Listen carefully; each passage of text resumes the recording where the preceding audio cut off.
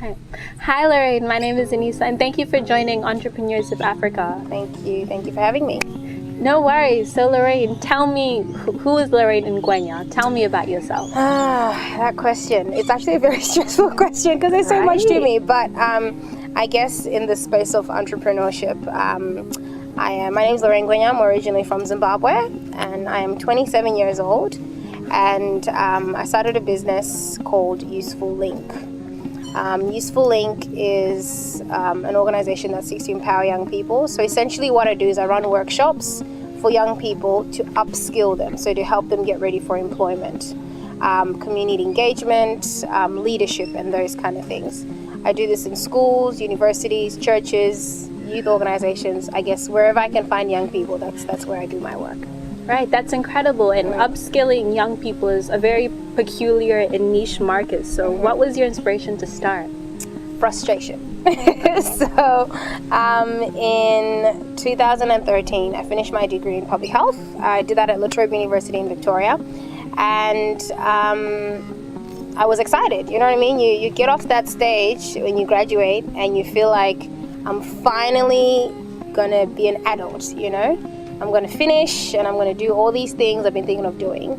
And it didn't work out like that. So 4 months later, I still had no job. I'd been applying. 6 months later, still nothing. By August of the next year, so that was 2014, I was just frustrated. I was tired. And, you know, people keep asking, are you really applying? You know, your parents keep checking in. You know, people start making suggestions like, oh, maybe you should consider doing nursing, or maybe you should consider, you know, doing something else. And it's like, I've just put in so much work into uni.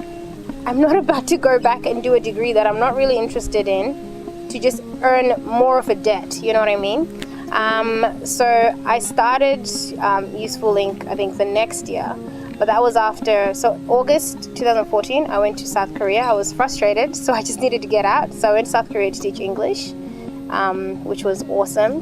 But I think what that experience did for me was it gave me time to think.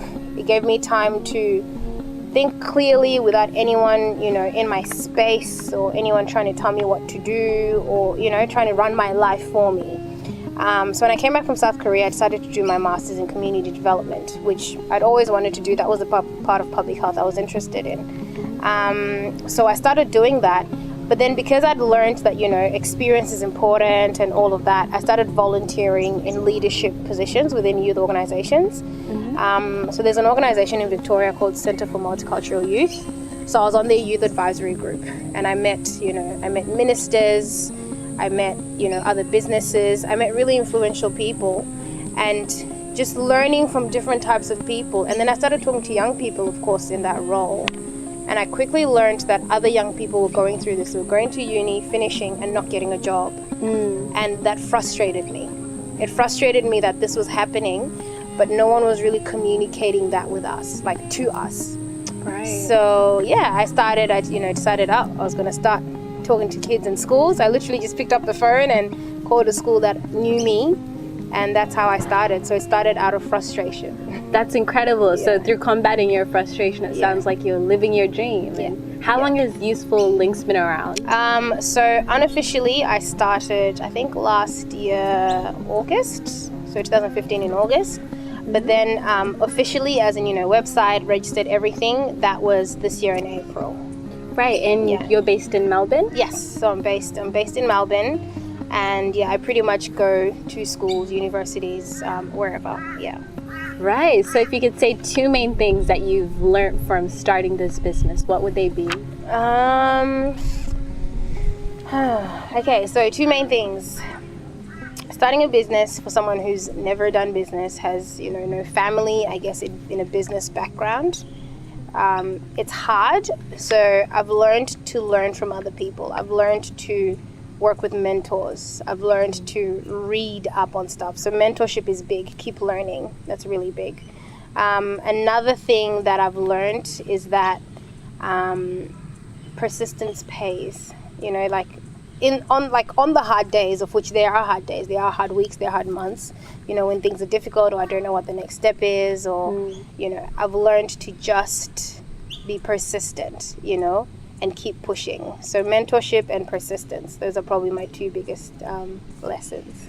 Right. So how would you say the business has altered your life, whether it be mentality or daily schedule? Oh, mercy. I definitely manage my time better. Right. Because like it's different. Like, you know, when you work for someone else, you know, you wake up, you go to work at 9, you go to work, you finish 9, you know, 5 o'clock, you're out. You know, like it's, you know, it's kind of different. But for me, if I don't do the work's not done, right? If I'm not replying emails, following up invoices, making phone calls, trying to make bookings, nothing happens. It's like Useful Link exists, but really nothing's going on. So time management, my time management practices have definitely changed a lot. Right. So in terms of the practicalities of your business, what would you say the major expenses you found running Useful Links? Well, because of the kind of business that I am, a lot of my stuff actually goes to marketing. So, you know, the most basic things like, you know, getting my business cards or paying for my website, that kind of stuff. That's the kind of thing that really costs me a lot. And then, you know, like things like then getting stationery for my workshops when I go to places and I need to provide things like that. Those are the kind of things that cost me. Other than that, I wouldn't say I'm at a point where I've had some big, you know, capital expenses or anything like that. I wouldn't say, I'm not at that point where I need to worry about things like that. Right. So that's great. And there are probably some upcoming business-minded individuals who are listening to you right now. And what advice would you give to them for starting up their own thing? Definitely listen, like take time to have a mentor. Take time to learn from other people who've been there. Right, so my journey has definitely changed now that I have a business mentor. So I have a gentleman who, you know, we meet up every month and we sit down, and he runs a business that's similar to mine. You know, he trains people but in the corporate world, and he's on leadership, and he really invests in me, you know, and he's helped me with the most basic things, you know, like my business plan or how to even manage my time, how to plan things better. He talks to me a lot about, you know, the fact that my word is everything. When I say to someone I will call them at 3 p.m., I call at 3 p.m. You know what I mean? If I can't call at 3 p.m., then I need to make some other adjustments. So having a mentor is a very big part of successful business, in my opinion. Right. So if, having a mentor is something that's critical for the success of an entrepreneur. Yes. There maybe 2 more things that you could recommend for other young people who want to be entrepreneurs that are critical to their success. Right. I would say be practical. Okay. I think sometimes I feel like there's this whole, I'm not much of a hater of this, but I kind of am, you know, this whole like, you know, just go for your dreams and everything will be fine. You know what I mean? Like we all want to do something that we love and all of that. And I think I'd say like, you know, be practical in your thinking. You know what I mean? Like the reason I'm able to do some of the things I'm able to do is because I still live at home. You know what I mean? Like I don't have some big expenses that I'm super worried about or things like that. So it's possible for someone like me to decide to step out and try something like that because my life is set up in a way where I can do that, right? So I think it's important that in everything that we're doing, as you know, as entrepreneurs, we always need to think practicality and sustainability. How long can I sustain trying to do this thing if I don't have another job or if I don't have some other source of income? Yeah. Right. Cool. Well, thank you so much for sharing, Lorraine. And what are we going to be expecting from Useful Links over the next few months?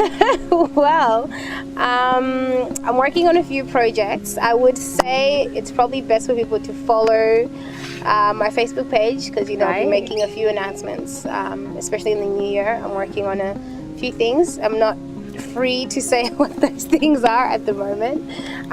But yeah, definitely working on a few things. And I think, follow my page, Useful Link, Facebook, or my Instagram, and I'll keep you guys updated. Great. Well, thank you so much, Lorraine, and I'm sure we'll be hearing a lot of great things from Useful Link. I hope so. Thank you. Thank you.